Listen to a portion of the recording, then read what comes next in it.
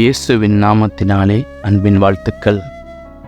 Missionary வாழ்க்கை வரலாறு பகுதியில் இன்று நாம் காணப்போவது இயேசுவின் சீசரும் அப்போஸ்தலனுமாகிய ததேயு என்னப்பட்ட யூதா.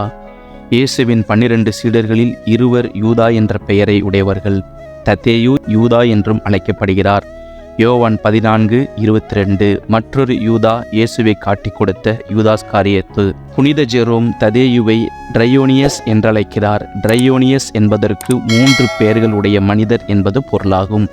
இவருக்கு யூதா என்ற பெயர் மட்டுமின்றி ததேயு, லெபேயு என்ற பெயர்களும் உண்டு. மத்தேயு 10:3. ததேயு என்ற பெயர் தாட் என்ற அராமிக் சொல்லிலிருந்து உருவானது. இந்த சொல்லுக்கு மார்பு என்பது பொருளாகும். லெபேயு என்ற பெயர் லெப் என்ற எபிரேய சொல்லிலிருந்து வந்தது. இந்த சொல்லுக்கு இதயம் என்பதே பொருள். இந்த 2 பெயர்களுமே அன்புக்குரியவர், பாசத்துக்குரியவர் என்ற பொருள்களையே தருகின்றன. புதிய ஏற்பாட்டில் பலர் யூதா என்ற பெயருடையவர்கள். இவர்களில் ததேயுவும் ஸ்காரியோத்தும் இயேசுவின் சீடர்கள். மற்றொரு யூதா இயேசுவின் சகோதரர்.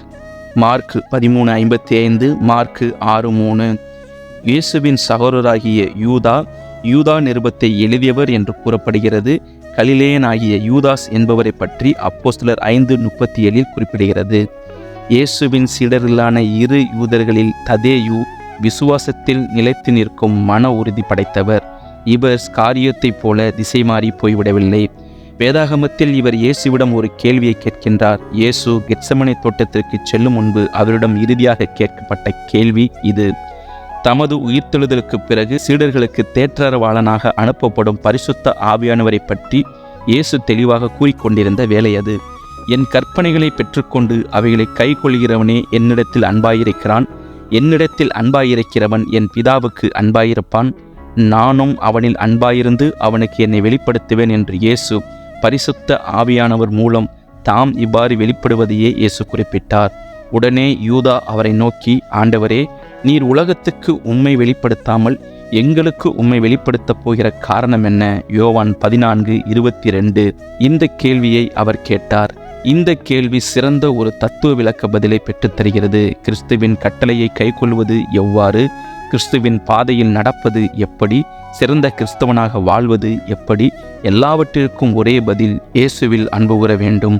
ஒருவன் என்னில் அன்பாயிருந்தால், வசனம் 23, நாம் அவரில் அன்பாயிருந்தால் மட்டுமே அவரது கற்பனைகளை கைக்கொள்ள முடியும், அவரது பாதையில் நடக்க முடியும், சிறந்த கிறிஸ்தவனாக வாழ முடியும்.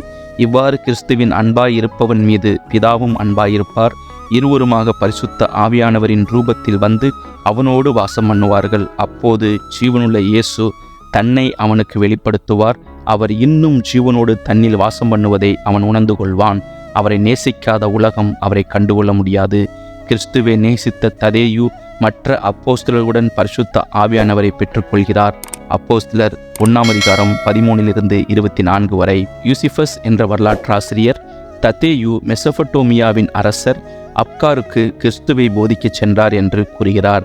அங்கு ததேயு அரசன் உட்பட அநேகரின் நோய்களை குணமாக்கினார். அநேகர் கிறிஸ்துவை ஏற்றுக்கொண்டனர். ஆர்மீனியா பகுதியில் ஊழியம் செய்த 5 அப்போஸ்தலர்களில் ததேயும் ஒருவர்.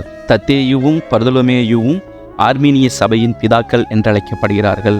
ஆர்மீனியா உலகத்தின் முதல் கிறிஸ்தவ நாடாகியது. ததேயு கிபி 43 முதல் 60 வரையிலும், பர்தலோமேயு கிபி 60 முதல் 68 வரையிலும் இங்கு ஊழியம் செய்தனர். எடெஸ்ஸா என்ற நகரில் ததேயு ஊழியம் செய்ததாக ஆர்மீனிய திருச்சபை வரலாறு கூறுகிறது. ததேயு ஆர்மீனிய திருச்சபையின் முதல் பிதாவானார். தனது ஊழியத்தின் இறுதி ஆண்டுகளை ததேயு பாரசீகத்தில் கழித்தார். அவருடன் கானானியனாகிய சீமோனும் ஊழியம் செய்தார்.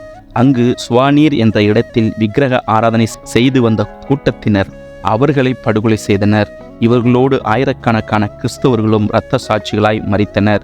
கிபி 66 ததேயு, சீமோன் இருவரும் இரத்த சாட்சிகளாக மரித்தனர். சீமோன் ரம்பத்தால் அறுத்து கொலை செய்யப்பட்டார். ததேயு ஈட்டியால் குத்தி கொலை செய்யப்பட்டார். இருவரது உடல்களும் ஒன்றாகவே அடக்கம் செய்யப்பட்டன என்று கூறப்படுகிறது. டாப்ரிஸ் என்ற நகருக்கு 40 மைல் தொலைவில் காஸ்பியன் கடலின் அருகே இருந்த காரா கெலோசா என்ற கிராமத்தில் இவர்களது கல்லறை இருந்தது. இந்த இடம் தற்போது ஈரானில் உள்ளது. செங்கிஸ்கானின் முற்றுகையின் போது இந்த கல்லறையில் இருந்து இவர்களது உடல்கள் பாதுகாப்பாக ரோம் நகருக்கு எடுத்துச் செல்லப்பட்டன. தற்போது இவர்கள் எலும்புகள் ரோமில் உள்ள புனித பீட்டர் ஆலயத்திலும், ஸ்பெயினில் டொலோசா நகரில் உள்ள புனித சேடர்னினஸ் ஆலயத்திலும், பிரான்சில் டோலோ நகரில் உள்ள புனித செர்னின் ஆலயத்திலும் உள்ளன.